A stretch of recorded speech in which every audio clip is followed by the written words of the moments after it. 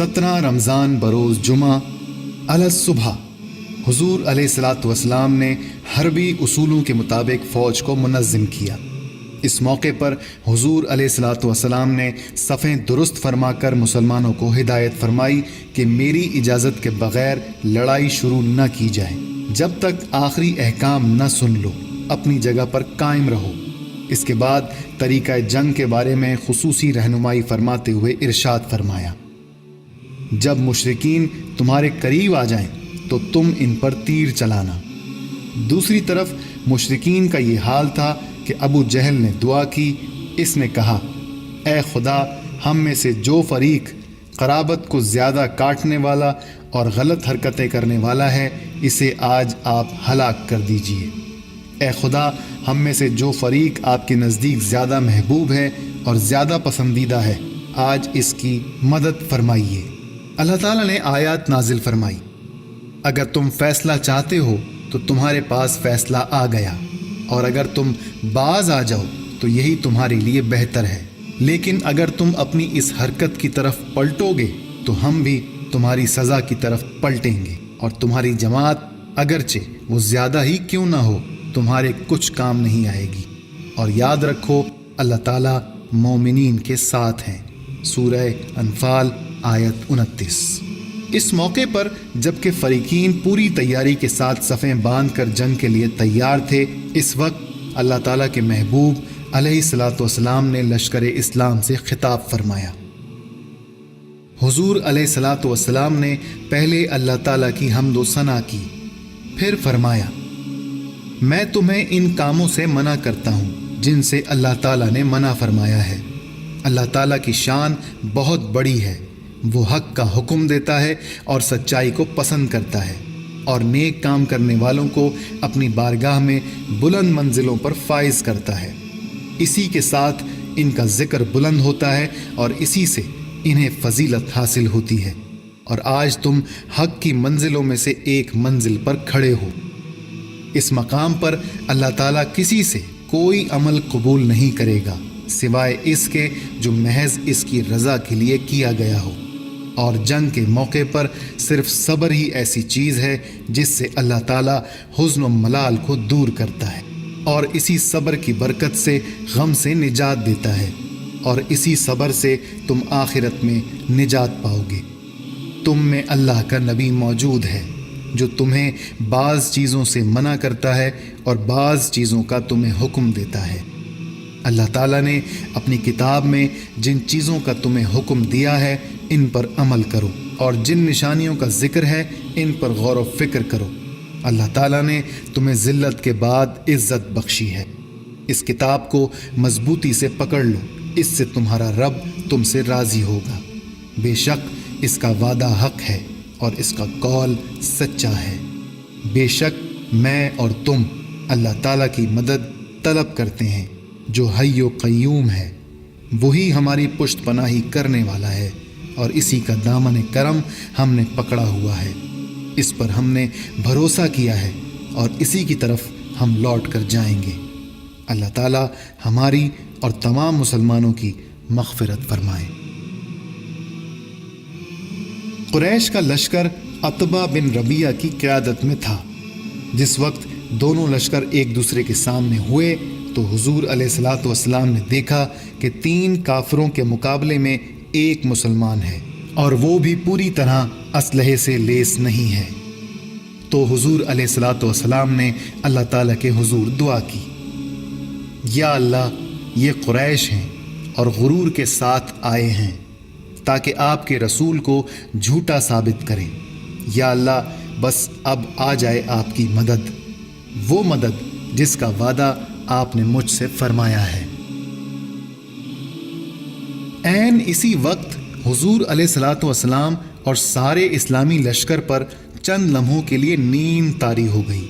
اللہ تعالیٰ نے خواب میں آپ علیہ الصلاۃ والسلام کو قریش کی تعداد قلیل دکھائی، جس کو صحابہ کرام نے بھی دیکھا، جبکہ اللہ تعالیٰ نے تجھے تیرے خواب میں ان کی تعداد کم دکھائی، اور اے مسلمانوں، اگر ان کی زیادتی دکھاتا تو تم بزدل ہو جاتے اور اس کام کے بارے میں آپس میں اختلاف کرتے، لیکن اللہ تعالیٰ نے بچا لیا، وہ دلوں کے بھیدوں سے خوب آگاہ ہے۔ سورہ انفال آیت 43۔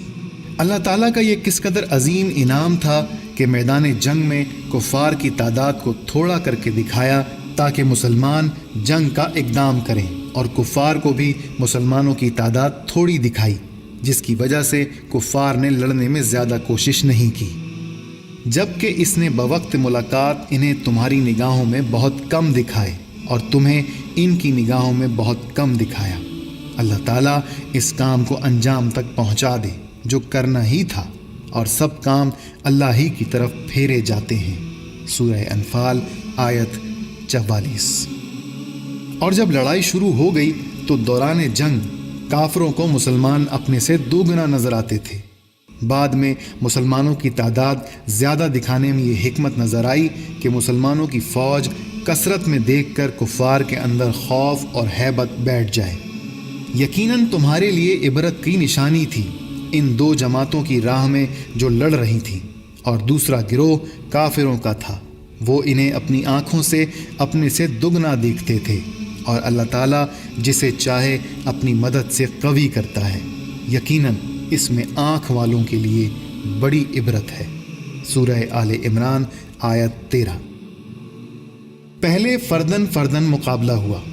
قریش کے 3 بہترین شاہ سوار عتبہ بن ربیعہ، شیبہ بن ربیعہ اور ولید بن عتبہ مبازرت کے لیے میدان میں آئے اور تینوں ہلاک ہوئے۔ قریش اپنے 3 بہترین شاہ سواروں اور کمانڈروں سے محروم ہو گئے، اس لیے انہوں نے غیظ و غضب سے بے قابو ہو کر یکبار حملہ کر دیا۔ دوسری طرف مسلمان اپنے رب سے نصرت اور مدد کی دعا کرتے ہوئے اپنی اپنی جگہوں پر کھڑے ہو گئے اور مشرکین کے حملوں کو ناکام بنا دیا۔ حضور علیہ الصلوۃ والسلام نے اپنے صحابہ کو تاکید کی کہ میرے حکم کے بغیر حملہ نہیں کرنا، اگر دشمن تمہیں آ کر گھیر لیں تو نیزوں سے انہیں دور رکھو۔ حضور علیہ الصلوۃ والسلام حضرت ابوبکر صدیق کے ہمراہ اس سائبان میں تشریف لے گئے جو حضور علیہ الصلوۃ والسلام کے لیے بنایا گیا تھا۔ پہلے حضور علیہ الصلوۃ والسلام نے 2 رکعت نماز ادا کی، پھر اللہ تعالیٰ سے نصرت و مدد کا وعدہ پورا کرنے کی دعا کی۔ اے اللہ، آپ نے مجھ سے جو وعدہ کیا ہے اسے پورا فرما دیجیے۔ اے اللہ، میں آپ سے آپ کے وعدے کا سوال کرتا ہوں۔ اے اللہ، آپ پر ایمان لانے والے قلیل ہیں۔ حضور علیہ الصلوۃ والسلام نے رو کر اللہ تعالیٰ کے حضور دعا کی، یہاں تک کہ دونوں کندھوں سے چادر گر گئی۔ حضرت ابوبکر صدیق نے چادر درست فرمائی اور عرض کیا، اے اللہ کے رسول علیہ الصلوۃ والسلام، بس فرمائیے، یقیناً اللہ تعالیٰ اپنے عہد کو پورا فرمائیں گے۔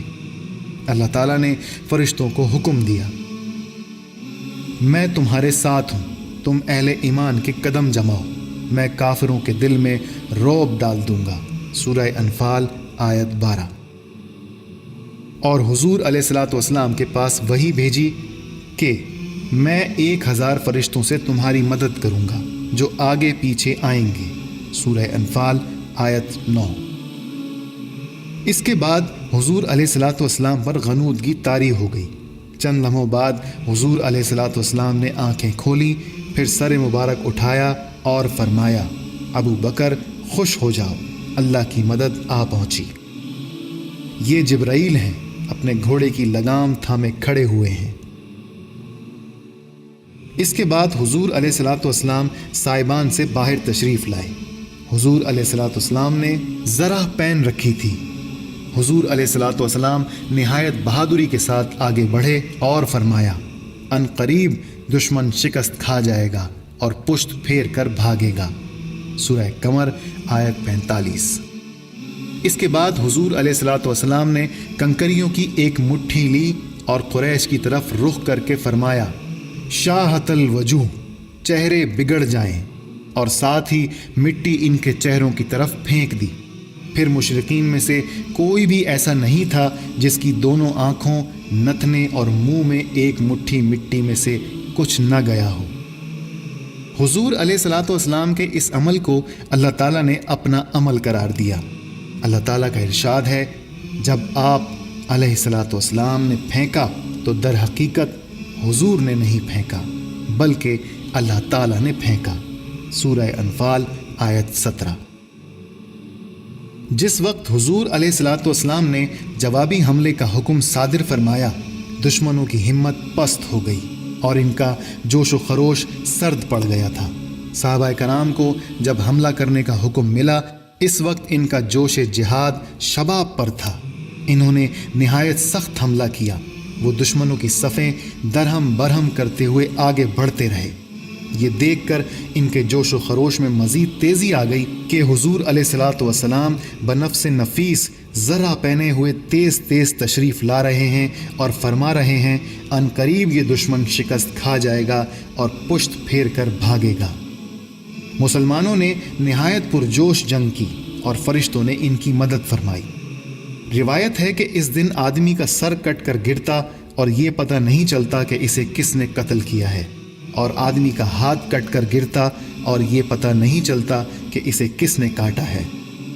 حضرت ابن عباس فرماتے ہیں ایک مسلمان مشرک کا تعاقب کر رہا تھا کہ اچانک کوڑے مارنے کی آواز آئی اور اس نے کسی شاہ سوار کی آواز سنی جو کہ کہہ رہا تھا کہ تیز قدم آگے بڑھ۔ مسلمان نے مشرک کو سامنے دیکھا کہ وہ زمین پر گرا ہوا ہے اور اس کی ناک پر چوٹ کا نشان تھا، چہرہ زخمی تھا جیسے کسی نے کوڑے سے مارا ہو اور چہرے پر نیل پڑ گیا تھا۔ انصاری مسلمان نے یہ واقعہ سیدنا حضور علیہ الصلوۃ والسلام سے بیان کیا تو حضور علیہ الصلوۃ والسلام نے فرمایا تم سچ کہتے ہو، یہ تیسرے آسمان کی مدد تھی۔ دو انصاری نوجوان حضرت معوذ اور حضرت معاذ ابو جہل کی طاق میں تھے۔ نظر پڑتے ہی ابو جہل پر حملہ کیا اور وہ مر گیا۔ ابو جہل کے قتل سے قریش میں بد دلی پھیل گئی۔ تھوڑی دیر کے بعد مشرکین کے لشکر میں ناکامی اور اضطراب کے آثار نمایاں ہو گئے۔ کفار کی صفیں مسلمانوں کے سخت حملوں سے درہم برہم ہو گئیں اور معرکہ اپنے انجام کو پہنچا۔ پھر مشرکین کا ہجوم بے ترتیبی کے ساتھ پیچھے ہٹا اور ان میں بھگدڑ مچ گئی۔ قریش اپنے غرور اور طاقت کے باوجود بے سر و سامان فدائیوں کے ہاتھوں شکست کھا گئے۔ مسلمانوں کے کل 14 آدمی شہید ہوئے اور قریش کے بہت سے نامور سردار ہلاک ہو گئے اور مشاہیر قریش میں سے کئی لوگ گرفتار ہوئے۔ حضور علیہ الصلوۃ والسلام کا معمول تھا کہ فتح کے بعد 3 دن تک وہیں قیام فرماتے تھے تاکہ تھکے ماندے سپاہی آرام کر لیں اور زخمیوں کی مرہم پٹی کر کے واپسی کے سفر کے لیے تازہ دم ہو جائیں۔ بدر میں بھی حضور علیہ الصلوۃ والسلام 3 دن مقیم رہے اور تیسرے دن حکم دیا کہ حضور علیہ الصلوۃ والسلام کی سواری لائی جائے۔ حضور علیہ الصلوۃ والسلام اس پر سوار ہوئے۔ مجاہدین کی ایک جماعت بھی حضور علیہ الصلوۃ والسلام کے ہمراہ تھی۔ حضور علیہ الصلوۃ والسلام اس کنویں پر تشریف لے گئے جس میں کفار کی لاشوں کو ڈال کر اسے مٹی سے ڈھانپ دیا گیا تھا۔ حضور علیہ الصلوۃ والسلام نے ایک ایک کا نام لے کر آواز دی، اے عتبہ بن ربیعہ، اے شیبہ بن ربیعہ، اے ابو جہل بن ہشام، اے امیہ بن خلف، کیا یہ اچھا نہیں تھا کہ تم اللہ تعالیٰ اور اس کے رسول علیہ الصلوۃ والسلام کی فرما برداری کرتے؟ اب جب کہ پردہ اٹھ گیا ہے اور اللہ تعالیٰ کے عذاب کو دیکھ لیا تو تم مسلمان ہونے کی آرزو کرتے ہو۔ اس کے بعد فرمایا، بلا شبہ ہم نے اسے حق پایا جو اللہ تعالیٰ نے ہم سے وعدہ فرمایا تھا۔ کیا تم نے بھی اسے حق پایا جس عذاب کی وعید تم سے کی گئی تھی؟ صحابہ کرام نے عرض کیا، یا رسول اللہ علیہ الصلوۃ والسلام، حضور علیہ الصلوۃ والسلام ان اجسام سے مخاطب ہیں جن میں ارواح موجود نہیں ہیں۔ حضور علیہ الصلوۃ والسلام نے فرمایا، قسم ہے اس اللہ کی جس کے قبضہ قدرت میں میری جان ہے، تم ان سے زیادہ اس بات کے سننے والے نہیں ہو۔ جو کچھ میں بیان کر رہا ہوں وہ خوب سن رہے ہیں۔ جنگ کے بعد مسلمانوں کے لشکر میں مال غنیمت کے بارے میں اختلاف ہو گیا، اور جب یہ اختلاف شدت اختیار کر گیا تو حضور علیہ الصلوۃ والسلام نے حکم دیا کہ جس کے پاس جو کچھ ہے وہ حضور علیہ الصلوۃ والسلام کے حوالے کر دے۔ صحابہ کرام نے حکم کی تعمیل کی۔ اس کے بعد اللہ تعالیٰ نے وحی کے ذریعے اس مسئلے کا حل نازل فرمایا۔ اے محمد صلی اللہ علیہ وسلم، لوگ آپ سے غنیمت کے مال کے بارے میں دریافت کرتے ہیں کہ کیا حکم ہے۔ کہہ دیجئے کہ غنیمت اللہ اور اس کے رسول کا مال ہے، تو اللہ سے ڈرو اور آپس میں صلح رکھو، اور اگر ایمان رکھتے ہو تو اللہ اور اس کے رسول کے حکم پر چلو۔ سورہ انفال آیت 1۔ اس کے بعد مال غنیمت کی تقسیم کا طریقہ بھی اللہ تعالیٰ نے اس طرح بتایا: جان لو کہ تم جس قسم کی جو کچھ غنیمت حاصل کرو، اس میں 5واں حصہ اللہ کا اور اس کے رسول کا اور اہل قرابت کا اور یتیموں کا اور مساکین کا اور محتاجوں کا اور مسافروں کا ہے۔ سورہ انفال آیت 41۔ اس آیت کی نزول کے بعد حضور علیہ الصلاۃ والسلام نے اس مال غنیمت کو مسلمانوں کے درمیان تقسیم فرما دیا۔ تو جو مال غنیمت تمہیں ملا ہے اسے کھاؤ کہ وہ تمہارے لیے حلال پاک ہے، اور اللہ سے ڈرتے رہو، بے شک اللہ بخشنے والا مہربان ہے۔ سورہ انفال آیت 69۔ دوسرے روز اسیران جنگ جب بارگاہ رسالت میں حاضر کیے گئے تو حضور علیہ الصلاۃ والسلام نے سب سے پہلے ان کے قیام و طعام کی طرف توجہ فرمائی۔ حضور علیہ الصلاۃ والسلام نے انہیں اپنے صحابہ کرام کے درمیان حسب حیثیت تقسیم کرا دیا، اور ہر ایک کو تاکید فرمائی کہ وہ اپنے حصے کے قیدیوں کی خوراک، لباس اور آرام کا پورا خیال رکھیں۔ مدینہ منورہ پہنچ کر چند روز کے بعد حضور علیہ الصلاۃ والسلام نے صحابہ کرام سے مشورہ کیا کہ اسیران بدر کے ساتھ کیا کرنا چاہیے۔ تمام صحابہ کرام نے اس مسئلے کے متعلق اپنی اپنی رائے پیش کی۔ حضرت ابو بکر صدیق نے اپنی تجویز پیش کی: یا رسول اللہ علیہ الصلاۃ والسلام، ان سے فدیہ لیا جائے اور ان کو آزاد کر دیا جائے۔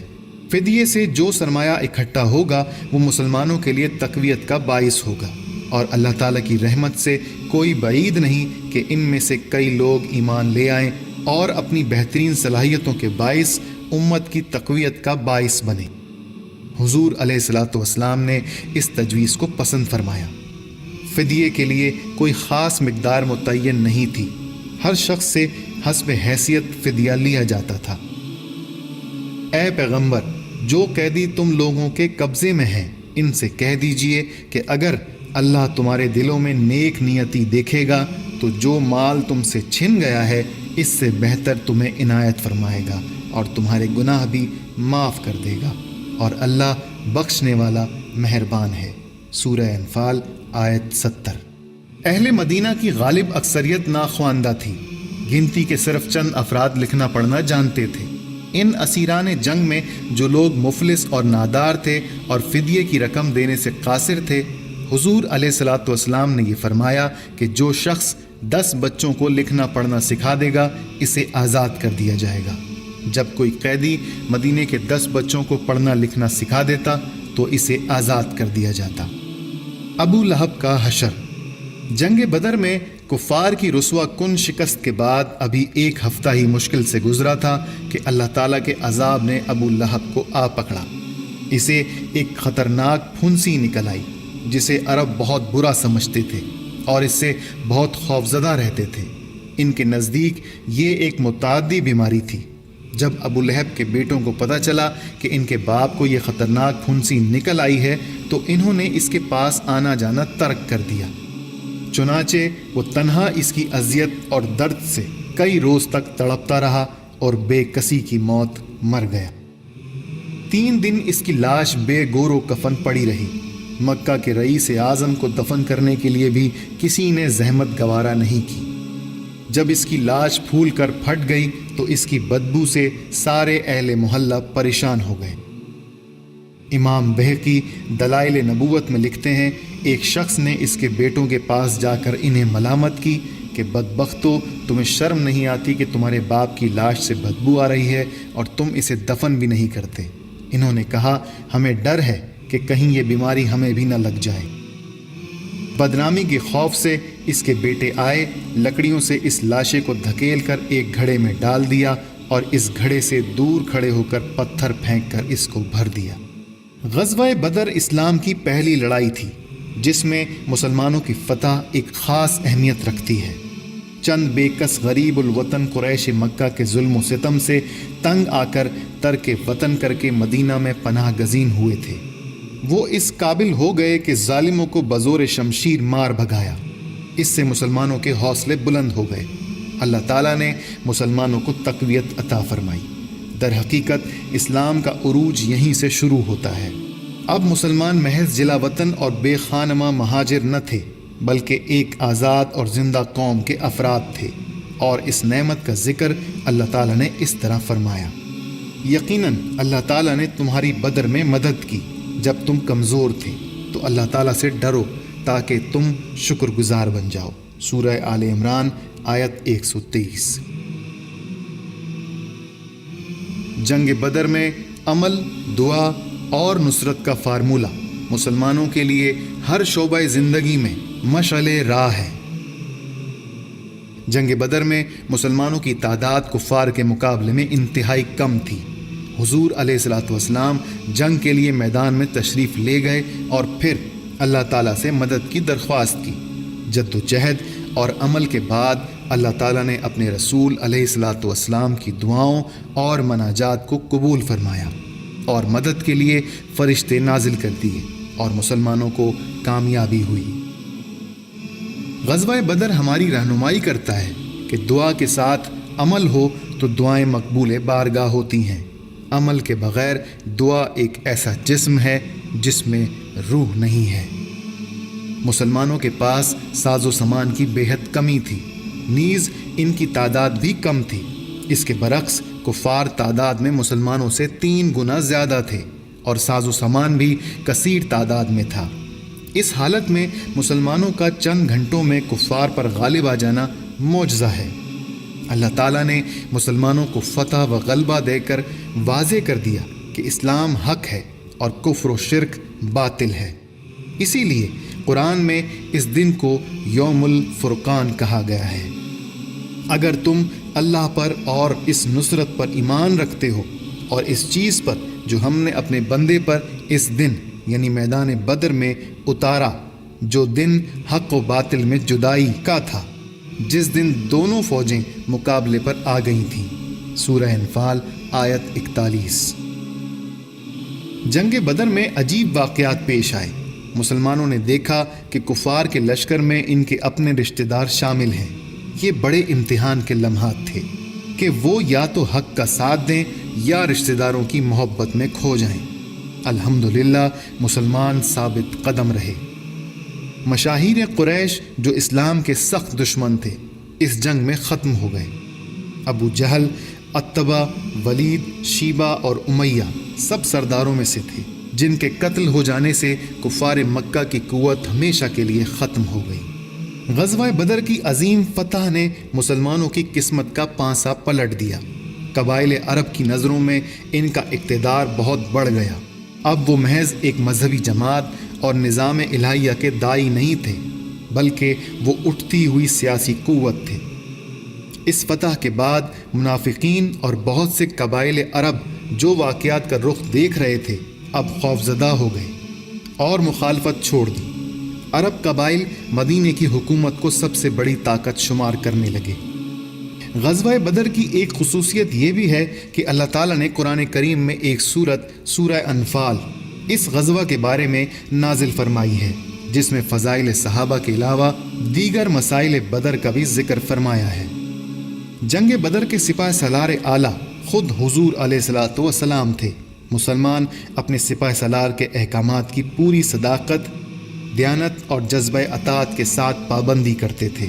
مسلمانوں کا نظم و ضبط اور اپنے سپاہ سالار اعلیٰ کی بے چوں و چرا اطاعت ایک مثال بن گئی۔ ایک اچھی فوج کی سب سے بڑی خصوصیت یہی ہوتی ہے۔ مشرکین کا عالم یہ تھا کہ وہ قیادت واحدہ سے محروم تھے۔ قریش کے اکثر سردار فوج میں شریک تھے، اس طرح ان کی قیادت بٹی ہوئی تھی۔ بدر کی جنگ 2 عقائد کے درمیان ایک بہت بڑی اور فیصلہ کن جنگ تھی، اور اس عظیم جنگ میں اللہ تعالیٰ نے اسلام کو کامیابی عطا فرمائی۔ اللہم صلی علی سیدنا و مولانا محمد